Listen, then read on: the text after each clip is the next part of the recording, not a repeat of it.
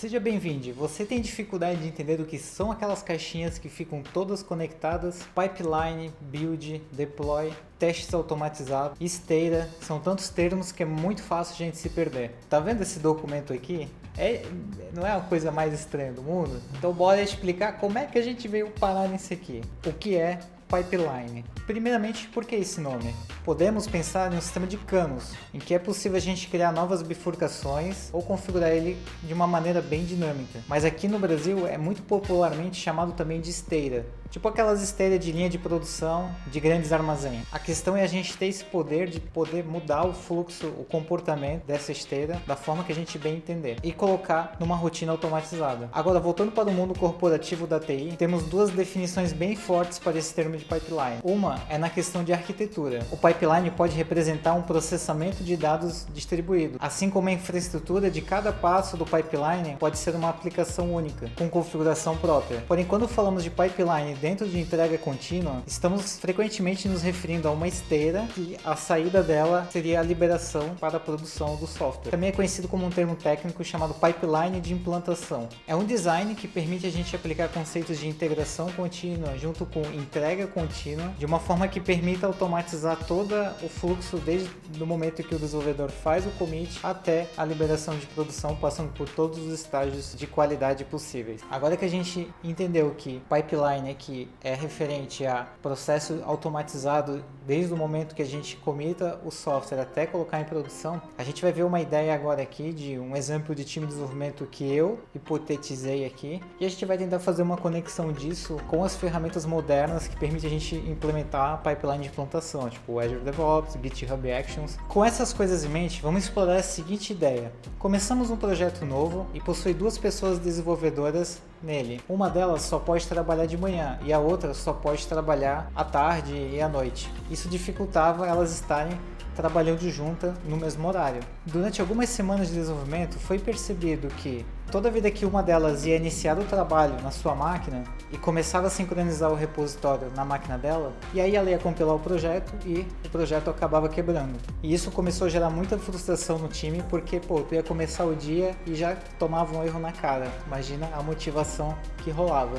Mas como era um time muito preocupado em performance, durante algumas reuniões estratégicas que eles estavam tendo, eles perceberam que esse problema toda vida de compilação era um problema frequente e todo mundo estava sentindo ele. Então eles pensaram, como é que a gente resolve esse problema? A solução que eles chegaram foi criar um script que a cada alteração baixava o repositório de fonte numa pasta local e a cada 1 minuto ele ia lá e compilava essa versão. Então ele ficava baixando a cada minuto as alterações e compilando elas. Se fosse gerado qualquer erro, o script ia verificar se deu erro na hora que sincronizou e ele ia notificar os desenvolvedores por e-mail. Isso acabou evoluindo para um hábito e também uma padronização de que devia ser feito após a gente subir uma alteração de fonte no repositório. O time passou a contar com uma etapa automatizada, onde eles alocavam um pouquinho do tempo deles depois que subiu a alteração, eles tinham que ficar esperando o resultado, mas isso trazia um benefício para o time inteiro, então era um preço que eles estavam dispostos a pagar. Fica 5 minutos depois ali esperando o resultado, garante a saúde do repositório de fonte. Se alguém tiver que baixar, vai estar rodando. Foi se passando novas sprints e à medida que o sistema foi crescendo e aumentando mais, começou a aumentar também bastante o número de bugs. O time foi evoluindo e descobrindo outras práticas de qualidade, como o teste unitário, e resolveram acabar aplicando no sistema. O que eles perceberam, tendo as ferramentas de teste, é que começou a acontecer o mesmo problema que acontecia que quando alguém começava o dia ia baixar e quebrava o fonte. Isso também começou a acontecer com os testes. O build não quebrava, porém não era executado os testes. E o time, quando alguém sincronizava, percebia que os testes não estavam funcionando e tinham que acabar informando outra pessoa, enfim, gerando uma confusão. Então eles tiveram a mesma ideia de o quê? Toda vida que roda a compilação, roda o teste unitário. Porque, enfim, se tiver que esperar ali 5, 7 minutos, continua sendo melhor contar com a sorte e outra pessoa baixar o sistema quebrado. E novamente foi um incremento do time para melhorar a saúde do repositório de fonte. Esse script de compilação, que por hora está executando a compilação e os testes, e aí notifica o time desse resultado, é usualmente o primeiro passo de um pipeline de implantação, que se chama geralmente build ou construção. Então agora, se o build falhou, o build funcionou, você já deve estar entendendo que é um alerta se uma alteração no fonte funcionou ou não. Enquanto isso, o nosso time continuou a jornada dele, só que eles perceberam que estavam perdendo muito tempo na liberação também.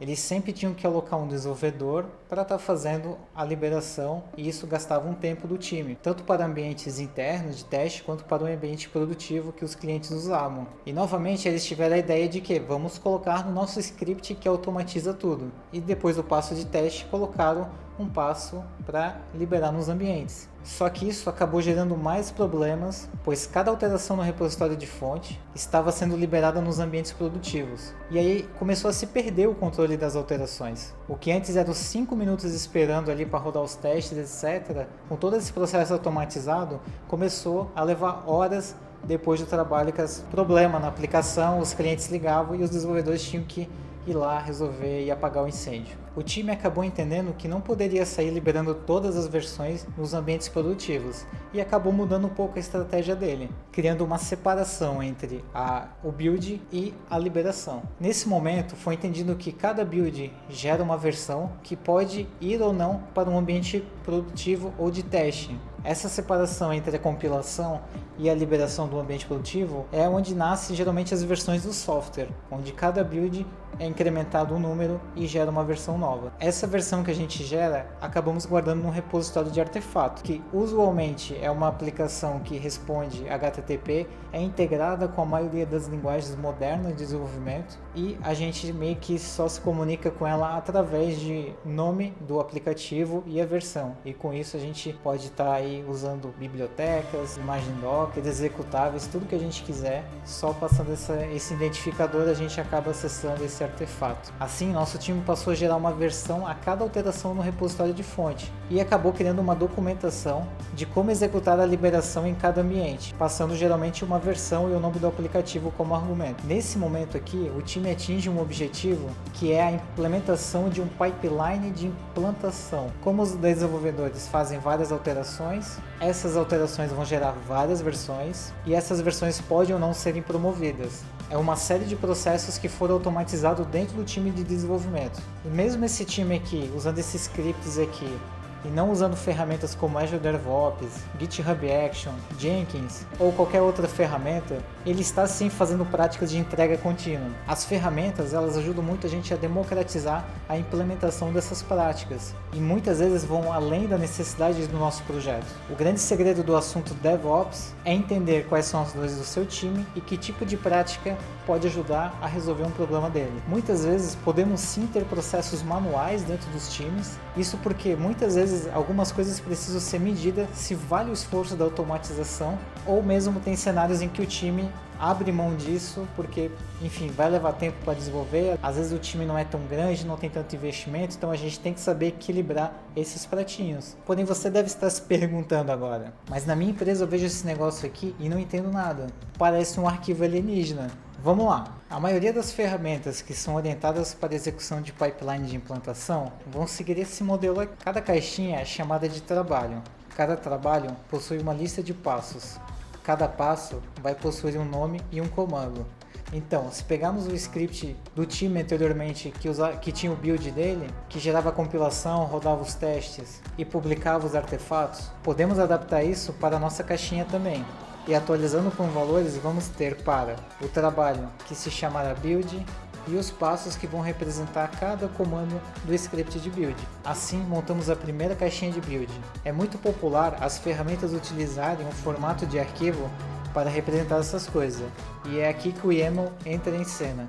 Se formos converter nossa caixinha para o YAML, vamos acabar com o script nesse formato. Porém, em geral o build está ligado com o repositório de fonte, e no topo desse tipo de arquivo costuma ir as informações de repositório, nome do projeto e demais configurações internas dele. Mas como vimos anteriormente, ainda tem o passo de deploy. Bom, aqui a gente repete o que a gente fez para o passo de build, só que colocando o nome de deploy e também apontando para o script que faz a liberação. Agora colocamos esses 3 trabalhos embaixo de uma lista de trabalhos e voilá, temos nosso pipeline configurado. Esse arquivo YAML que é utilizado nas ferramentas é uma representação dos passos e como será o fluxo de execução do processo de compilação, deploy. A dificuldade de entender como lidar com esses YAML é que esse tipo de configuração permite a gente escrever o que a gente quiser. E isso aumenta demais o contexto para cada flag que a gente olha nela. Porque ora vão ser strings, ora vão ser listas, ora vão ser objetos, comandos. Se mudarmos a ordem dos trabalhos, temos um pipeline diferente. Assim como se mudarmos a ordem dos passos, também teremos execuções diferentes. Se você está mexendo bastante com essas coisas, eu recomendo você se especializar em alguma linguagem e script de sistema operacional, tipo Bash, PowerShell, no máximo assim um Python, eu acredito. Pois esse conhecimento vai te permitir fazer alguns hacks e acelerar algumas coisas sem depender de um plugin externo ou algo open source. Conhecimentos de expressão regular aqui vão ser muito útil. Se está querendo entrar no DevOps, aprende Regex. As ferramentas são muito mais complexas que isso aqui que eu te mostrei. Algumas estão em constante mudanças. Tem umas que misturam interface gráfica com YAML, tem outras que são só YAML, tem outras que são outros tipos de arquivos, e isso acaba gerando uma confusão danada. Mas eu tenho certeza que você pode usar esses conhecimentos aqui como um mapa para você poder se situar. No mais, muito obrigado pela sua audiência. Eu vou deixar esse vídeo aqui de sugestão para você, não perde ele, e até a próxima. Tchau, tchau.